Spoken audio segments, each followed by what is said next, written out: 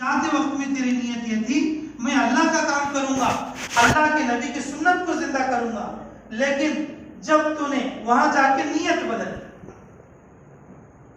क्या कर ली? नीयत बदल ली। अब नहीं बाद में देखेंगे, अब नहीं बाद में सोचेंगे, अब नहीं थोड़ा बाद में देखेंगे। दुनिया के नफ्सियात के लिए तूने अपनी नीयत बदल ली तो फिर तेरा जिंदा रहने से मरने से मुझे कोई फर्क नहीं पड़ता, और ना तू मेरा बेटा है और ना मैं तेरी मां।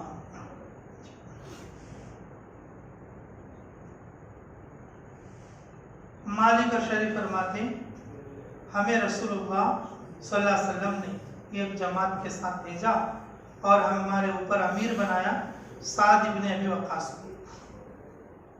जब हम पहुंचे सफर करके एक मंजिल पर तो हमने क़याम किया, तो जब हम रात को सोने लगे एक आदमी खड़ा हुआ हम में से और अपने सवारी को और जो है सवारी के लगान को ठीक करने लगा। सवारी के ऊपर जो पीठ पर जो लादते हैं जीन कसना कहते हैं उसको, वो अपने सवारी के जो है रस्सी को ठीक करने लगा। तो मैंने उससे कहा भाई तुम कहाँ जा रहे हो? तो उसने कहा जानवरों को चारा लेने के लिए जा रहा हूं। तो मैंने कहा उससे नहीं नहीं ऐसा हरगिज मत करना, अल्लाह के रास्ते में निकलने के बाद अमीर से पूछे बगैर कुछ काम नहीं करना।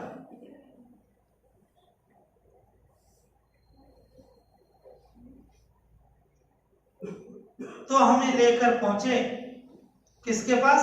अबू मूसा अशरी के पास। वो हमारे खित्ते के अमीर थे। हमने उसको जिक्र किया, हमने उसको बताया कि इस तरह से ये अपनी सवारी की रस्सी ठीक करके जानवर का चारा लेने के लिए जो है वो बाहर जाना चाहता है। तो हमने उससे कहा कि तू घर जाना चाहता है? बोला कि नहीं। देख सोच समझ कर कहना, सच सच बताना, तुझे घर जाने का इरादा है? तो उसने कहा कि नहीं, हरगिज नहीं। तो फिर उस जाने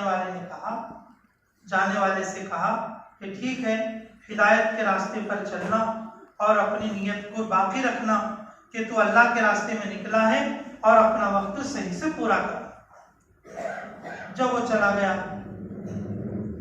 शाम ढल गई, रात हो गई और फिर आधी रात गुजर गई। फजर के करीब वो पहुंचा, फजर के करीब जानवर के साथ पहुंचा। तो फिर ज्यादा देर हो गई थी, जानवर का चारा लेने वाला घंटा 2 घंटे में आ जाएगा। अब यहाँ तो काफी वक्त गुजर गया। तो वो उसको लेकर पहुंचा अमीर साहब के पास, अबू मूसा अशरी के। तो उन्होंने वापस आने के बाद पूछा, ओहो तो घर जाके आया मेरे ख्याल से।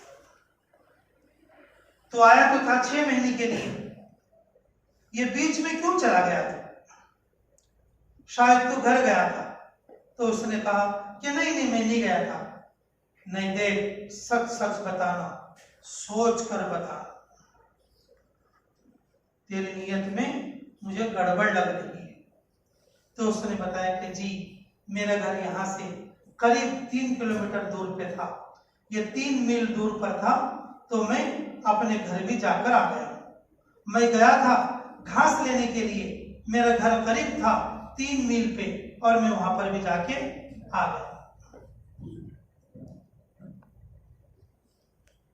तो अबू मूसा अशरी ने कहा, ओहो मैंने मेरे नबी मोहम्मद रसूलुल्लाह सल्लल्लाहु अलैहि वसल्लम से सुना है कि तेरा जाना आग में था और तेरा वहां पर ठहरना आग में ठहरना था और तेरा वापस आना आग में ठहरना हुआ। अब तेरा पिछला अमल तो खत्म हो गया, अब नए सिरे से अमल शुरू। जब आदमी नीयत तोड़ कर जाएगा तो क्या नुकसान होगा, इन्होंने बताया। अगर कोई आदमी आया था 4 महीने के लिए, चिल्ले में वापस चला गया, तो वो 1 साल रहेगा, 2 साल रहेगा, और जब तक के उसके 4 महीने लगाने में 4 साल लगेंगे, 5 साल लगेंगे, वो पूरा का पूरा वक्त उसने आग में गुजारा। पूरा का पूरा वक्त किसमें गुजारा? आगे में गुजारा।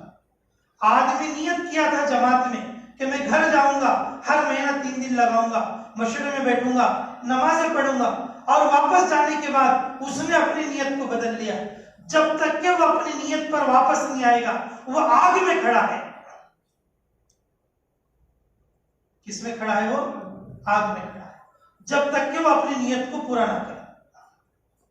मेरे अजीजों, ये जो जमीन के अंदर और ये आसमानों के अंदर और ये उम्मत के अंदर जो फसाद आ रहा है, वो मोमिन के बल्कि दाई के नियत के टूटने का फसाद है। नियत के टूटने का फसाद है। उसके लिए तो नुकसान होगा ही, और उसकी तरफ से और बहुत से लोगों को जो है नुकसान पहुंचेगा।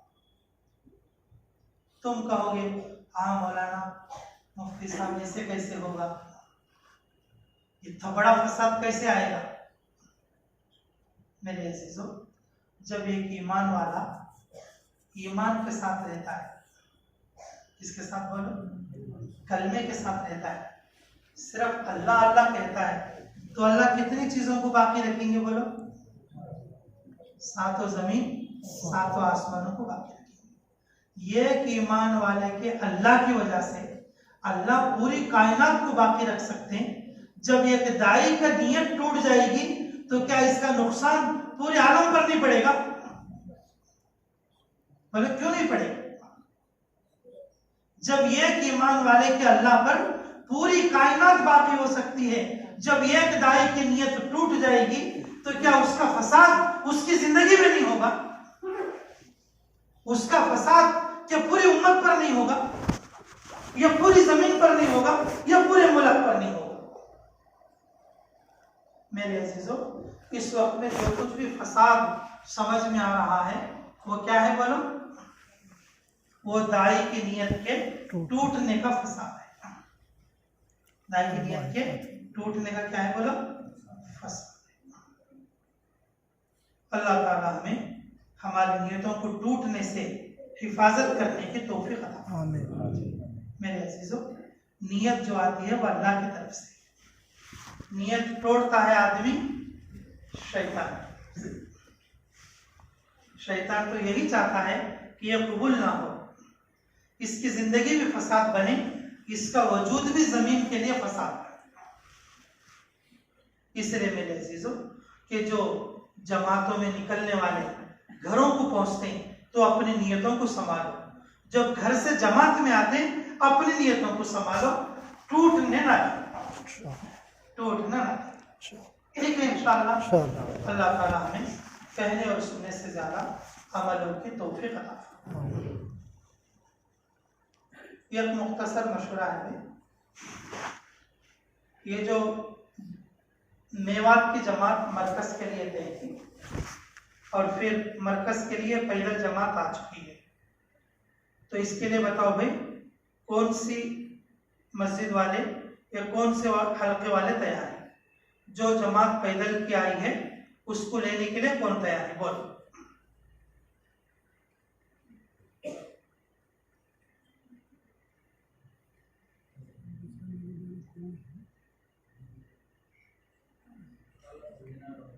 साजिद नगर वाले, ठीक है भाई। इंशाअल्लाह कि वो लोग तलब भी कर रहे थे, ये जमात साजिद नगर जाएगी कल सुबह।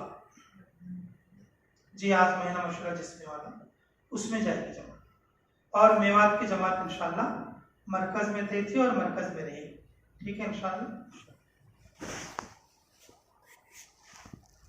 भाई अभी ये अमल और बाकी है, वो खाने का अमल है इंशाअल्लाह।